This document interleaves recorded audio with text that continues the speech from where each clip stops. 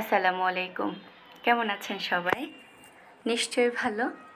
আজকে আমি আলোচনা করব বাংলা সাহিত্যের প্রাচীনতম নিদর্শন চর্যাপদ নিয়ে, যেটি আমাদের বিসিএস তারপর যে কোনো ধরনের জব বা অ্যাডমিশন টেস্টের জন্য খুবই গুরুত্বপূর্ণ। তো আমি এখানে হ্যান্ড নোট দিয়েছি। আমি প্রথমে চর্যাপদের প্রকাশকালটা বলছি। হরপ্রসাদ শাস্ত্রীর সম্পাদনায় 1916 সালে কলকাতার বঙ্গীয় সাহিত্য পরিষদ থেকে সবগুলো গ্রন্থ একসাথে 1000 বছরের পুরাণ বাংলা ভাষার বৌদ্ধগান ও দোহা নামে প্রকাশিত হয়। চর্যাপদের টিকা লিখেন মণিদত্ত। মণিদত্ত সংস্কৃত ভাষায় চর্যাপদের টিকা লিখেন। তিনি 11 নং পদের টিকা লিখেননি। মণিদত্তের টিকার তিব্বতী অনুবাদ করেন কীর্তিচন্দ্র। ডক্টর প্রবোধচন্দ্র বাগচি চর্যাপদের তিব্বতী অনুবাদ সংগ্রহ ও আবিষ্কার করে প্রকাশ করেন 1938 সালে। এবার আমি বলবো চর্যাপদের ভাষা।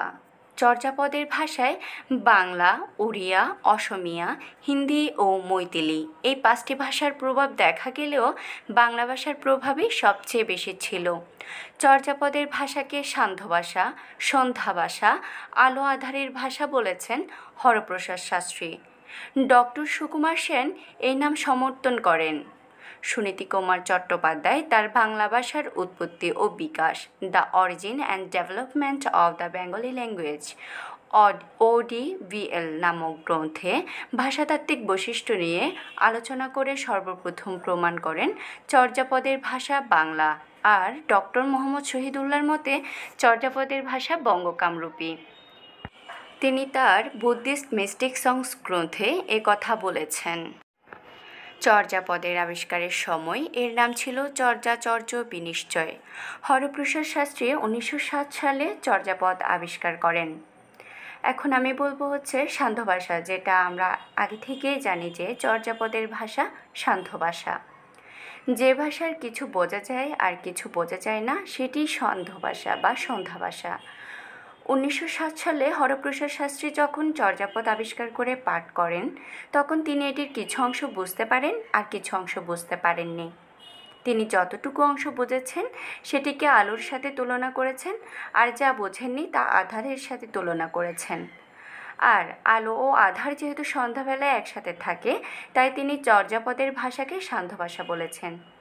যে ভাষায় অভীষ্ট অর্থ বুঝতে হয় অনুধাবনের মাধ্যমে বা মর্মজ্ঞ হয়ে, অথবা যে ভাষায় ভাবার্থ বিশেষভাবে গুপ্ত, তাই সান্ধ্য ভাষা। এবার আমি বলবো চর্যাপদের ছন্দ। চর্যাপদের পদগুলো মূলত পয়ার ও ত্রিপদী পদে রচিত। এতে মাত্রাবৃত্ত ছন্দের ব্যবহারও রয়েছে। 16 মাত্রার পাদাকুলক ছন্দের ব্যবহার বেশি লক্ষ্য করা যায়।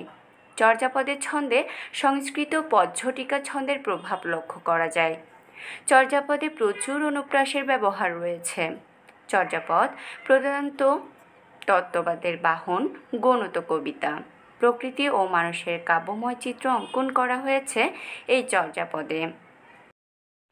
এখন বলবো চর্যাপদের পদসংখ্যা নিয়ে। ডক্টর সুনীতিকুমার সেন এবং সুকুমার সেনের মতে চর্যাপদের পদসংখ্যা 51টি। আবার ডক্টর শহীদুল্লাহের মতে চর্যাপদের পদসংখ্যা 50টি। চর্যাপদে 51টি পদ বা গান থাকলেও 11 নং পদটি নিয়ে বিভ্রান্তি রয়েছে। কারো কারো মতে গানটি বিদ্যমান নয়। ডক্টর সুনীতিকুমার সেন তার বাংলা সাহিত্যের ইতিহাস গ্রন্থের প্রথম খণ্ডে উল্লেখ করেছেন কবির সংখ্যা 24 জন, কিন্তু ডক্টর মোহাম্মদ শহীদুল্লাহের মতে কবির সংখ্যা 23 জন। গ্রন্থের কয়েক পাতা নষ্ট হয়ে যাওয়াতে 23 নং পদের 10 লাইনের মধ্যে 6 লাইন পাওয়া গেছে এবং 24, 25 ও 48 নং পদগুলো পাওয়া যায়নি। ফলে চর্যাপদের আবিষ্কৃত পদের সংখ্যা 46.5টি। প্রতি পদে পংক্তির সংখ্যা 10টি। চর্যাপদ যে বৌদ্ধ সহজিয়া পাদ্রীদের লেখা তা আমরা ইতোমধ্যেই জেনেছি। চর্যাপদের ধর্মমত সম্পর্কে তাও বলছি।